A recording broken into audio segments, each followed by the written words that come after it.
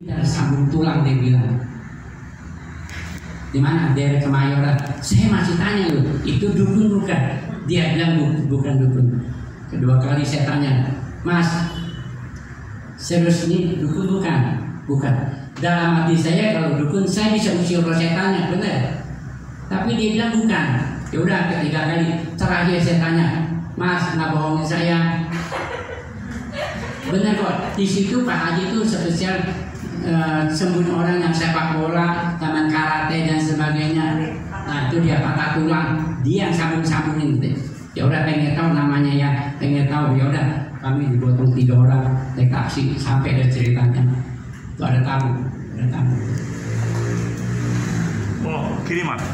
Paket. Ya. Nah, dia lagi makan, tinggal dosen apa udah masuk cerita. Saya masuk ke kamar praktek gelap tuh. Saya berdoa dalam bahasa Rokiarama, Cikiralama. Tuhan kasih saya penglihatan loh. Itu yang Pak Haji yang piara tuh, itu setan-setan cuma lagi pada makan kembang, minum, makan benyang. Terus banyak lagi situ makan rokok misong. Terus saya doa, hai iblis tempatnya bukan rumah Pak Haji lagi. Iblis tempatnya di neraka. Saya datang dengan nama Yesus. Pergi sekarang dalam nama Yesus. Saya usir segala roh setannya. Pergi, benar-benar pergi setan.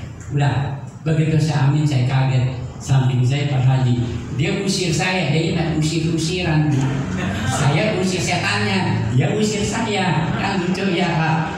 Ya, akhirnya ketahuan boroknya dia praktek pakai timah hitam. Saya bilang Tuhan terima kasih. Walaupun kaki kiri saya belum sembuh, tapi saya tahu kartu Pak Haji main jimat-jimat, main puasa-puasa gelap. Namanya si goreng. Tapi ujung-ujungnya Pak Haji. Saya bilang Tuhan terima kasih. Akhirnya singkatnya istri saya bawa ke Sinseng.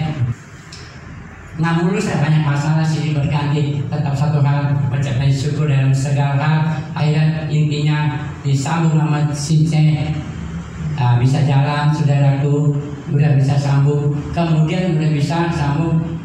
Saya kan ketua panitia Natal, ini kejadian bulan 9, bulan 10 udah ada baik udah disambung. Saya bilang Tuhan tanggal 25 saya kan ketua panitia Natal. Kalau saya pakai tongkat 2 saya malunya luar biasa, malu benar-benar. Jadi saya lagi berdoa Tuhan kasih saya satu ayat Yohanes 5 ayat 8.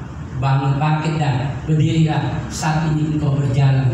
Saya beriman, saya pegang tembok, saya laba-laba tembok. Kaki saya nggak bisa injek keramik. Akhirnya saya pelan-pelan ke dalam nama Yesus. Persetan lebih keluar dalam nama saya berada. Saya pelan-pelan. Bisa jalan kaki saya. Yesus luar biasa. Saya baru tahu Yesus itu ada benar-benar. Kalau saya nggak diluaskan nama Tuhan, kalau saya nggak bertobat, saya nggak mungkin kenal Yesus. Ya karena saya diluaskan Tuhan, saya tahu Yesus benar-benar sembuhkan penyakit saya. Saya minum 300 racun obat, akhirnya Tuhan bisa sembuhkan saya. Seharusnya saya sudah masuk neraka, tetapi sekarang Tuhan pakai saya bagian penolong. Saya pernah layani di sini nih, pasir Kaliki. Terus ada jalan buah waktu ada ya. Saya turunin orang ambil lagi meninggal, seorang orang Chinese. Nah Tuhan pakai saya untuk di situ. Saya juga pernah khotbah di situ di samping rumah sakit apa situ? Immanuel. Saya pernah khotbah di situ. Saya bilang Tuhan terima kasih. Ini kesaksian nyata. Tuhan Yesus memberkati. Amin. Terima kasih.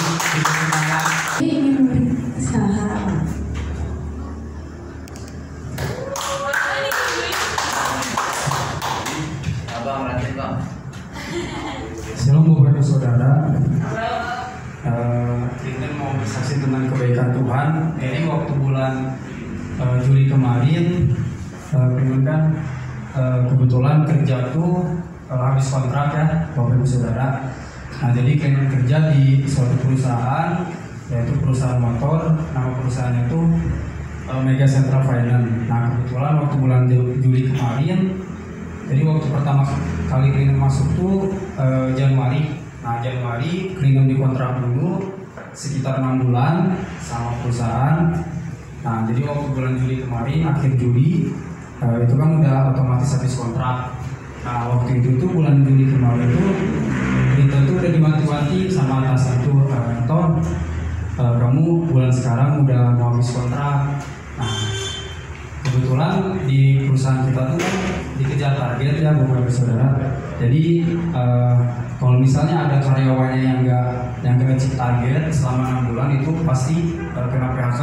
Sampai Clinton untuk memperpanjang kontrak lagi. Jadi dari awal dari pusat ini perpanjang lagi kontrak konektor atas nama Nicodemus Clinton. Dan di situ puji Tuhan, Clinton bangga punya Tuhan yang selalu ada buat hidup Clinton. Jadi di situ waktu bulan Juli perpanjang kontrak sampai nanti bulan Januari 2023. Dan di situ Clinton bersyukur banget, wow, nanti baik banget lah gitu kan buat Clinton pribadi. Jadi Clinton megang prinsip firman Tuhan Roma 8 ayat 28. Kita tahu bahwa Allah sedang turut bekerja di dalam segala sesuatu untuk mendatangkan kebaikan. Itu aja sih paling dari Clinton. Semoga jadi berkat buat semuanya. Ya puji Tuhan, terima kasih Abang Clinton. Semoga pekerjaannya semakin diberkati Tuhan.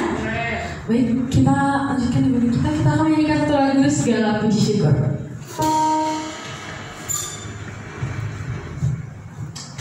Mari kita bangkit berdiri, kita puji Tuhan.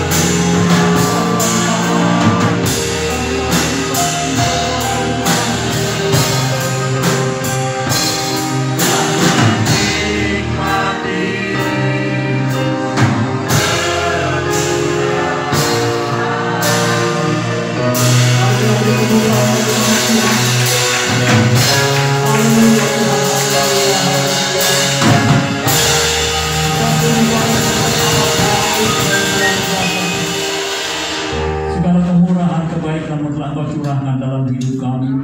Kami bersyukur Tuhan untuk ibadah ini Tuhan, kami boleh memuji menyembah Tuhan. Kami juga mendengar beberapa kesaksian dari anak-anak-Mu bahwa Engkau adalah Allah yang hidup. Engkaulah Yesus Juru Selamat dan Penolong kami yang ajaib. Tuhan, kami bangga punya Allah seperti Engkau. Kami bangga punya Tuhan seperti Yesus Kristus yang bertanggung jawab atas seluruh kehidupan kami. Terima kasih Bapak. Sebentar kami akan masuk dalam firman. Berurapi hamba-Mu, buat firman-Mu sederhana. Biarlah melalui bibir hamba-Mu ini rahasia kebenaran firman-Mu disingkapkan. Dan setiap kami yang mendengar baik-baik firman Tuhan akan dibangun imannya, sehingga kami boleh semakin kuat hidup di tengah dunia ini dengan iman yang teguh di dalam Kristus Yesus Tuhan. Kami tolak, kami patahkan setiap gangguan apapun. Ketika benih firman ditaburkan, iblis mencurinya. Kami hadir di dalam nama Yesus. Biarlah benih firman boleh jatuh di tanah yang subur, yaitu hati kami, sehingga firman akan berakar kuat di dalam kehidupan kami, bertumbuh terus ke arah Kristus dan menghasilkan buah kehidupan, buah kebenaran untuk menyatakan kemuliaan-Mu di dalam kehidupan kami. Terima kasih Bapak, berfirmanlah kepada kami, karena kami telah siap untuk mendengar baik-baik firman-Mu pada siang hari ini. Di dalam nama Tuhan Yesus. Haleluya, sama-sama kita katakan amin. Amin. Kita beri kemuliaan dulu bagi nama Tuhan. Haleluya, silakan duduk Bapak Ibu sekalian yang dikasihi Tuhan. Puji Tuhan, hari ya, orang yang benar-benar berharap kepada Tuhan, Tuhan tidak akan pernah kecewakan. Amin. Makanya kita harus tetap setia terus di dalam Tuhan, saudara. Terlebih lagi kita berada di penghujung zaman ini. Kita hidup di zaman akhir, saudara. Dan kita udah di langkah-langkah terakhir. Makanya kita harus benar-benar siap di dalam Tuhan. Di dalam segala keadaan kita harus tetap memandang Dia. Ya, jangan berpaling, jangan menyimpang ke kiri ke kanan dari jalannya. Amin. Kita masih harus menjalani hidup ini. Ya, kita tidak dapat berjalan sendiri tanpa Dia. Kita butuh Dia. Ya. Ayo kita buka firman Tuhan, saudara. Kita akan buka firman Tuhan di dalam kitab Ibrani, surat Ibrani, pasalnya yang ke-12. Kita akan baca satu perikop dan kita akan belajar dari firman Tuhan ini. Ibrani pasal 12, kita akan baca ayat 18 sampai ayat yang ke-29. 18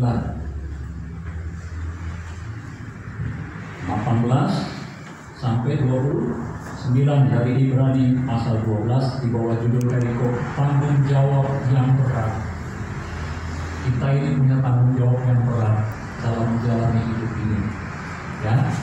Jadi jangan santai-santai sebagai anak Tuhan. Memang kita sudah diselamatkan, tapi kita juga punya tanggung jawab yang harus kita lakukan. Kita bertanggung jawabkan kepada Tuhan keselamatan yang Tuhan beri itu. Saya bacakan ayat 18. Sebab kamu tidak datang kepada gunung yang dapat disentuh dan api yang menyala-nyala, kepada kekelaman, kegelapan dan angin badai, kepada bunyi sangkakala dan bunyi suara yang membuat mereka yang jangan menolak Yesus, saudara. Ya, masih banyak orang di luar sana yang masih menolak Yesus. Justru kitalah orang yang harus menjangkau mereka, memberitahu, setidak-tidaknya memberitahukan kepada mereka. Ya, tugas kita memberitakan. Dia mau terima apa enggak terima, yang penting kita sudah beritakan kepada dia, memberitahu kepada dia. Dia mau marah mau enggak, pokoknya beritakan aja. Sekali aja beritakan. Dia dengar nama Yesus. Di sini dikatakan jangan menolak dia. Ya. Yang berfirman, sebab jikalau mereka yang menolak Dia yang menyampaikan firman Allah di bumi tidak luput, apalagi kita jika kita berpaling dari Dia yang berbicara dari surga. Ya, ayat 26, waktu itu suaranya menggoncangkan bumi, tetapi sekarang Ia memberikan janji. Satu kali lagi aku akan apa? Menggoncangkan bukan hanya bumi saja, melainkan juga langit. Ungkapan satu kali lagi menunjuk kepada perubahan pada kepada apa yang dapat digoncangkan, karena ia dijadikan supaya tinggal tetap apa yang tidak tergoncangkan. Jadi karena kita menerima kerajaan yang tidak tergoncangkan, marilah kita mengucap syukur dan beribadah kepada Allah menurut cara yang berkenan kepada beribadah juga harus dengan cara yang berkenan kepada Allah. Banyak ibadah-ibadah akhir-akhir yang tidak berkenan kepada Allah dengan motivasi bukan untuk kemuliaan nama Tuhan, ya, tetapi untuk membangun kerajaan sendiri, untuk bahkan untuk membanggakan diri sendiri, untuk menonjolkan diri sendiri, ya. Terus di sini sekali lagi saya bacakan. Jadi karena kita menerima kerajaan yang tidak tergoncangkan, marilah kita apa? Mengucap syukur dan beribadah kepada Allah menurut cara yang berkenan kepadanya dengan apa? Hormat dan takut, saudara. Sebab Allah kita adalah api yang maha suci. Allah kita dahsyat. Amin. Di sini penulis Ibrani mengingatkan kita kembali akan satu hal lagi yang harus kita waspadai, peringatan kembali di ayat 26. Waktu itu suaranya menggoncang bumi, tetapi sekarang ia memberikan janji, satu kali lagi aku akan menggoncangkan bukan hanya bumi, tetapi langit juga, saudara. Kita belakangan ini sudah diguncang dengan pandemi yang tiba-tiba, yang tidak pernah kita sangka, yang berdampak begitu besar. Bahkan banyak keluarga yang kehilangan anggota keluarga yang bukan hanya satu, ada yang suami istri, ada yang anak. Benar nggak, saudara? Itu aja sudah mengguncang, itu baru bumi, saudara. Jadi kita diingatkan, ini satu peringatan, ya. Kita kalau diingatkan oleh BMKG, terutama yang rumahnya di pantai itu, akan ada gelombang tinggi, badai, ya, yang berpotensi apa? Tsunami, atau akan ada gempa bumi yang berpotensi tsunami. Saudara siapa nggak? Apa santai-santai aja mau main di pantai, saudara? Pasti takut deh. Itu padahal baru perakiraan, ya, belum pasti. Tapi ini firman Tuhan pasti akan terjadi goncangan bukan hanya di bumi tapi di langit. Ngeri, saudara. Makanya tadi dikatakan rencananya supaya kita nih jangan terguncangkan ketika guncangan itu datang. Tadi ayat, coba kita baca dulu ayat 27. Ungkapan satu kali lagi menunjukkan kepada perubahan apa yang dapat diguncangkan. Akan terjadi perubahan apa yang dapat diguncangkan di bumi ini, semua bisa diguncangkan, saudara. Karena ia dijadikan supaya tinggal tetap apa yang tidak, kita dipersiapkan Tuhan. Kita juga harus mempersiapkan diri agar ketika guncangan itu datang kita tidak terguncangkan, karena kerajaan yang tidak terguncangkan itu sudah ada di dalam kita, kerajaan Allah. Amin. Jadi hidup kita sekarang ini bukan santai-santai aja, harus fokus pada Tuhan. Karena akan ada guncangan besar. Coba kita buka Wahyu, ngeri sekali. Kita tidak bahas tentang nanti akhir zaman gimana. Yang penting kita ketahui dulu sekarang bahwa ada guncangan dahsyat yang akan. Pandemi belum apa-apa, saudara. Covid belum apa-apa. Nanti saudara lihat di sini. Coba buka Wahyu pasal 8. Ya, akan ada 7 sangkakala berbunyi. Ya, setelah meterai dikatakan sebelumnya itu dibuka, tapi setelah itu ada 4 sangkakala. Maksud saya ada 7 sangkakala yang bunyi, tapi kita akan lihat sangkakala ya sampai sangkakala yang ke-6 itu dahsyat sekali. Ini yang akan menunjukkan bukan hanya bumi, tapi langit juga. Saya bacakan demikian, ya, Wahyu pasal 8 ayat 6 ayat 6 dulu ya. Keempat sangkakala yang pertama, nah ini baru 4 sangkakala yang pertama nih nanti, saudara. Ini belum terjadi, saudara. Akan terjadi. Dan ke-7 malaikat yang memegang 7 sangkakala itu bersiap-siap untuk meniup sangkakala. Ada malaikat yang siap meniup 7 sangkakala. Ayat 7. Lalu malaikat yang pertama meniup sangkakalanya dan terjadilah apa? Hujan es dan api bercampur darah dan semuanya itu dilemparkan ke bumi. Maka terbakarlah apa? Sepertiga dari bumi dan sepertiga dari pohon-pohon dan hanguslah seluruh rumput hijau. Akan ada krisis pangan, ya, semua kebun, semua hasil tanaman, hasil pertanian sebagian besar akan hancur, hangus, ya, ada kesusahan besar akibat tantangan. Ayat 8 itu malaikat pertama, ya saudara. Lalu malaikat yang kedua meniup sangkakalanya dan ada suatu seperti apa? Gunung besar yang menyala-nyala oleh api dilemparkan ke dalam laut. Dan sepertiga dari laut itu menjadi ya, bahkan ikan-ikan pun ada, saudara. Ya. Sambung ayat 9. Dan matilah sepertiga dari segala makhluk yang bernyawa di dalam laut, dan binasalah sepertiga dari semua kapal. Ya, itu baru sangkakala yang kedua. Ini guncangan yang kedua yang akan terjadi. Terus ayat 10. Lalu malaikat yang ketiga meniup sangkakalanya dan jatuhlah dari langit. Udah jatuh belum? Belum.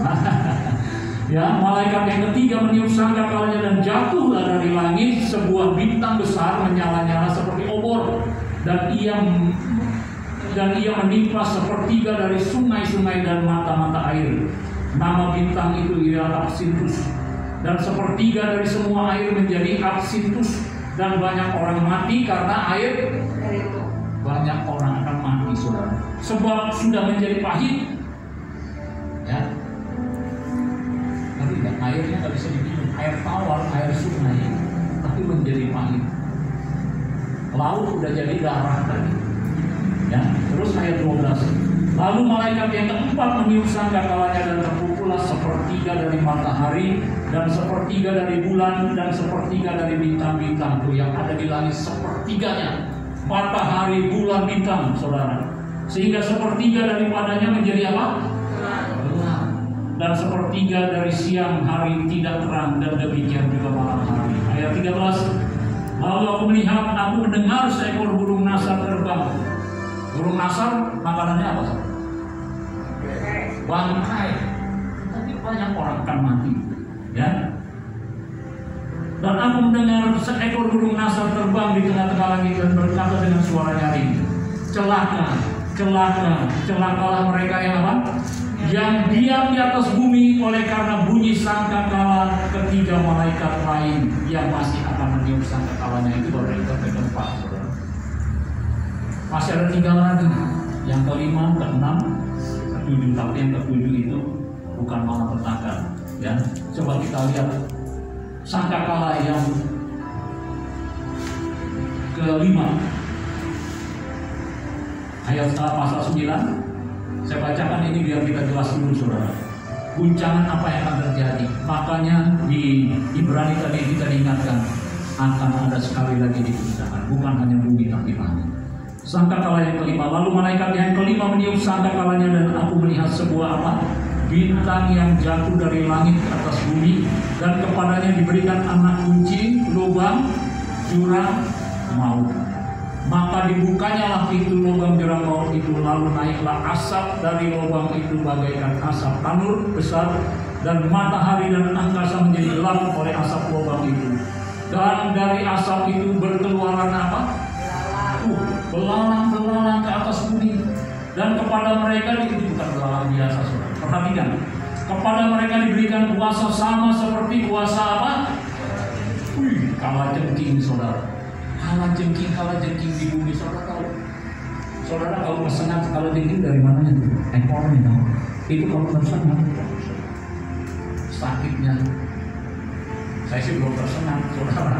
Tapi saya dengar ada yang sudah tersengat, saudara. Aduh, sakitnya minta ampun. Dan ini belalang banyak keluar dari lubang jurang maut itu. Ayat 4. Dan kepada mereka dipesankan supaya mereka jangan merusakkan rumput-rumput belalang, harusnya merusakkan rumput, saudara.